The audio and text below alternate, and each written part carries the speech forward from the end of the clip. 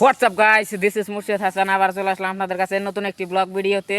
তো দেখতে পাচ্ছেন আমরা বাগানে বসে দোল খাচ্ছি। আজকে এই দোল খাওয়ার এই ভিডিওটা আমি আপনাদের দেখাবো কীভাবে এই মাচাটা আমরা তৈরি করলাম। দোলনাটা আমাদের গ্রামের ভাষায় এটাকে মাচা বলে, যেটাকে আমরা গাছে বেঁধে রাখছি। তো তার জন্য এটা দুল করতেছি, দোলনা হয়ে গেছে। তো এটার প্রসেসই আমি আপনাদের দেখাবো, সাথে থাকেন। আর এটা বানানোর বিশেষ কারণ হলো আমাদের গ্রামের প্রচুর লোডশেডিং চলতেছে। গাজীপুরের এই জায়গায়, আমাদের এই জায়গা দিয়ে একটু ভিতর সাইডে তো প্রচুর লোডশেডিং চলতেছে। সারা বাংলাদেশের কী খবর সেটা জানি না। তো তার জন্য গরম লাগে বা বাড়িতে, তাই জন্য বাগানে চলে আসছি। এই বাগানে এসে এই দোলনাটা বানাইছি, দেখতে পারতেছেন উপরে। তো কেমন লাগলো সবাই কমেন্টে জানাবেন। এখন এটাকে ধুয়ে আমরা ঠিকঠাক করব। তো তার আগে একটু দোল করতেছি, খুব ভালো লাগতেছে। আর আপনারা যারা এরকম করতে চান তারা খুব সিম্পলভাবে করতে পারবেন। দুটো দড়ি লাগবে, দুটো দড়ি।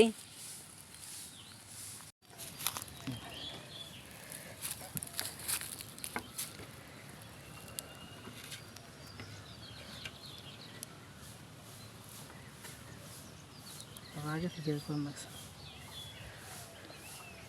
আমি বাংলাম এই দেখুন তো দেখতে পাচ্ছেন আমরা কিছু একটা করছি।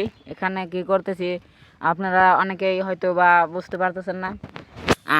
যারা গ্রামে থাকেন তারা হয় বুঝতে পারছেন, আর যারা শহরে থাকেন তারা এগুলো দেখেন নাই খুব একটা সচরাচর।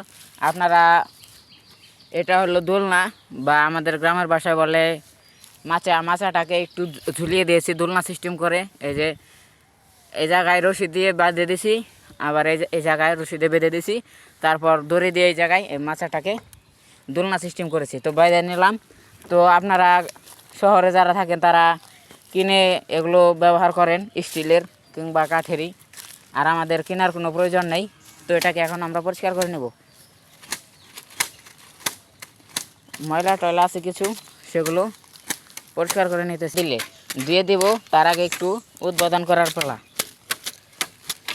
পরিষ্কার করা শেষ, এখন আমি আপনাদের দেখাই মাচাটা। দুঃখিত গাইস, মাচাটা পড়ে গেছে। কেমনে কি ওই জন্য বান্ধব নেবো না?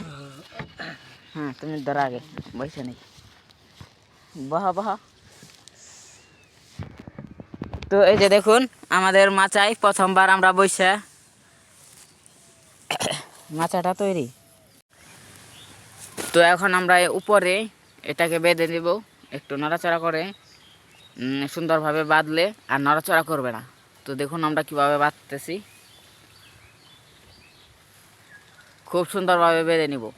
না হলে এই দড়ি একটু এইদিকে বেশি বার পড়লে ওইদিকে চলে যায়, ওইদিকে বার পড়লে এইদিকে চলে আসে। তো তার জন্য বেঁধে দিব যাতে দড়িটা কোনো জায়গায় কোনো দিকে না যেতে পারে।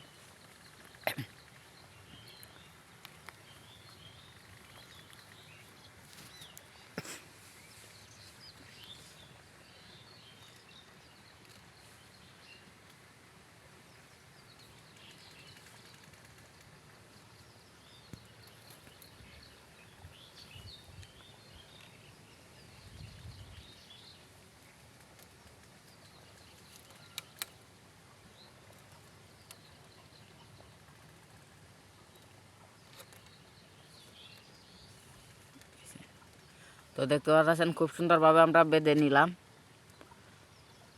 এখন আর এটা নাড়াচাড়া করবে না।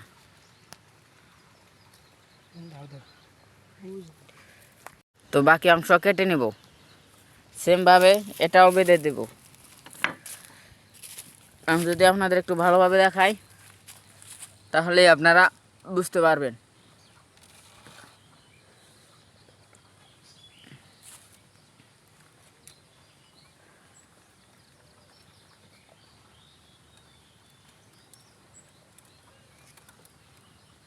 তো আমরা এই সুন্দরভাবে এরকমভাবে বেঁধে নেব।